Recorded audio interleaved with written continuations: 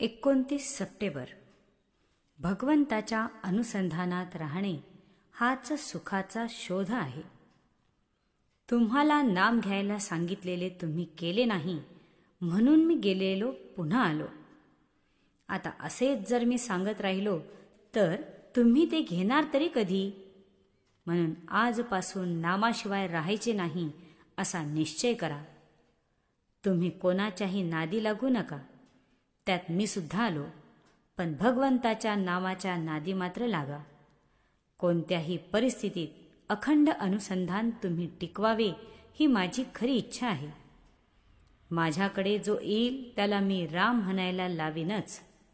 निदान मी राम म्हणणार नाही असे वदवून तरी त्याला राम म्हणायला मी लावीन. मला भविष्य कळत नाही आणि ते कळायला लागले तरी ते कळू देऊ नकोस असे मी रामाजवळ मागेन.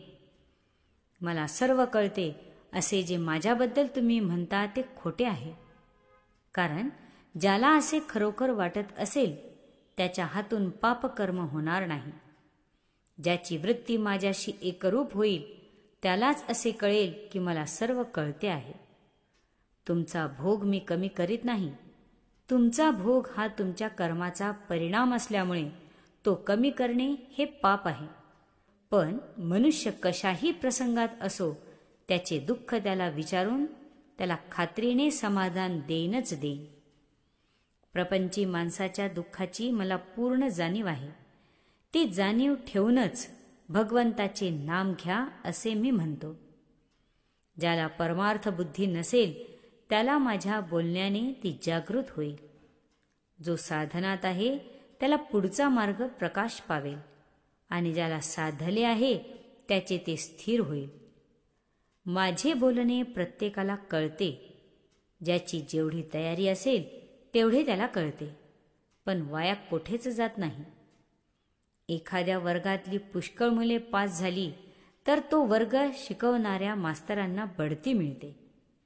त्याप्रमाणे माझ्याशी ज्यांचा संबंध येईल ते चांगले वागले तर त्यामध्ये मला फायदाच आहे. मला अशी निश्चित खात्री आहे, नव्हे माझी अशी प्रतिज्ञा आहे की जो मी सांगितल्याप्रमाणे वागेल त्याचे काम मी रामाचा हात धरून त्याच्याकडून करवून घेईन.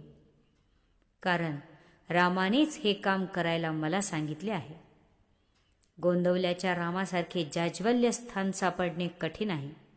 परंतु ज्याप्रमाणे लहान मुलाला आपल्या बोलण्याचा अर्थ कळत नाही त्याचप्रमाणे आपण साधनात न राहिल्यामुळे आपल्याला रामाचे महत्त्व कळत नाही.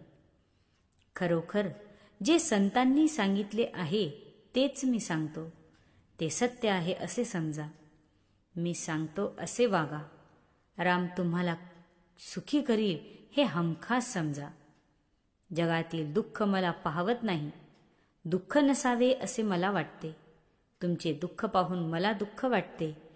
पण तुमचे दुःख जसे खरे नसते ते वरवरचे असते तसे माझे दुःखही वरवरचे असते. कारण ज्याला खरे दुःख झाले तो जगणारच नाही. मी सुखाचा शोध शोध शोध केला आणि ते मला सापडले म्हणून मी तुम्हाला त्याचा निश्चित मार्ग सांगेन.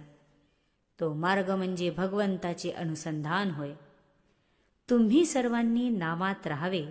राम तुमच्यावर कृपा करील हा तुम्हा सर्वांना माझा आशीर्वाद आहे. श्रीराम जय राम जय जय राम. आजचा सुविचार. पाणी माती एक झाले वेगळे नाही करता आले.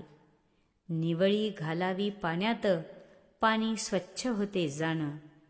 तैसा विषयात राहून जगती नामाची ठेवावी संगती. जय श्रीराम.